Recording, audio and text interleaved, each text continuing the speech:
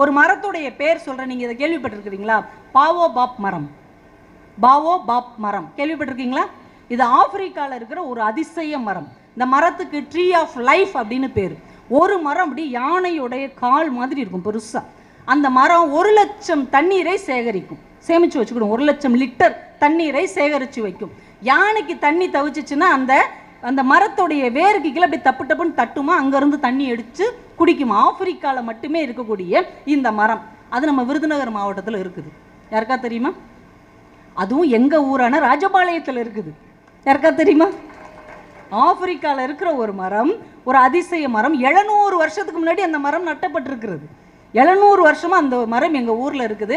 நீங்கள் பார்க்கணுன்னு விரும்புனீங்கன்னா ராஜபாளையத்தில் அந்த ஐயனார் கோயிலுக்கு போகிற வழியில் சின்மயா வித்யாலயான்னு ஒரு பள்ளிக்கூடம் இருக்கிறது. அந்த பள்ளிக்கூடத்தின் மைதானத்தில் அந்த பாவோபாப் மரம் 700 வருடங்களாக இன்றைக்கும் ஆரோக்கியமாக இருக்கு.